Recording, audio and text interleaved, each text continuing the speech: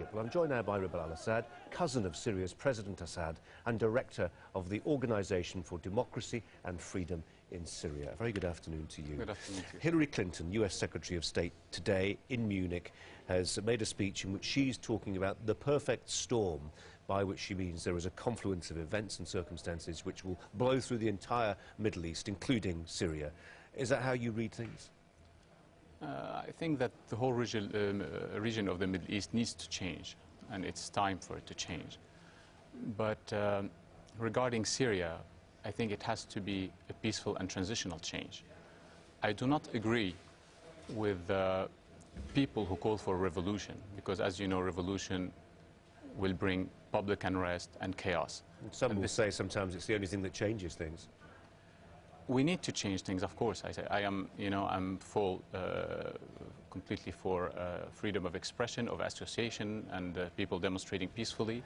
But they should not be a revolution. This would be a disaster. So we always need to call on the Syrian regime to have a government of national unity, to end the state of emergency, to allow political parties who believe in democracy, in genuine democracy, to exist and flourish in Syria, to release all political prisoners, to also allow freedom of expression and association, to root out all kind of state corruption, which is very important, and to allow the voices of people to be heard.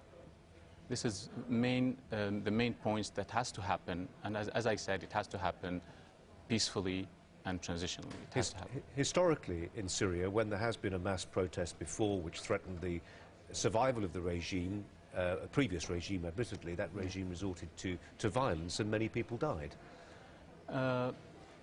It wasn't a peaceful uprisal. What happened in Syria, there were people, as you know, as we have been seeing lately for the past years, that there is a rise of extremism in the world, and we were the first country in Syria to face those extremists.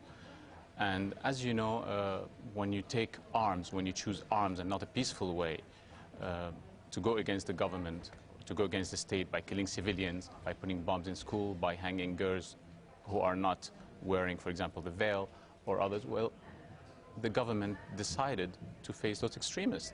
They have tried to have dialogue with them, and this government, at the moment, and the leadership of the Islamist groups, who was the Muslim Brotherhood at the time, refused dialogue.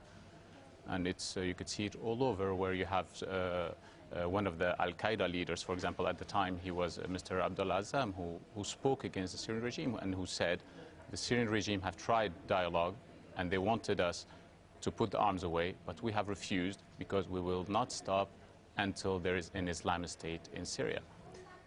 When we take the long view and think historically, we think of perhaps even the Middle Ages, we think of Damascus and Cairo as the great twin poles and the dynasties that ruled there. Yes. Are we seeing a situation now where Egypt is really leading the way into something absolutely new for the Arab world, and Damascus is falling behind?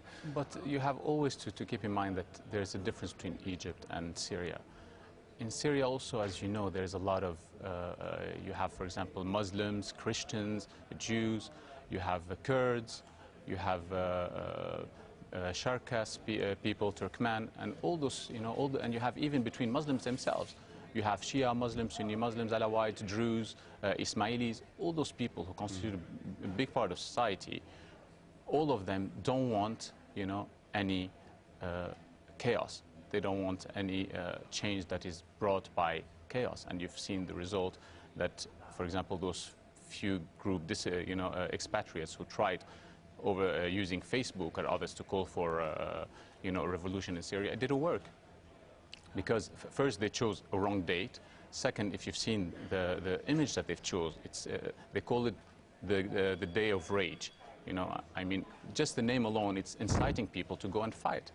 It was a red picture showing blood, like they want blood, they are thirsty for blood.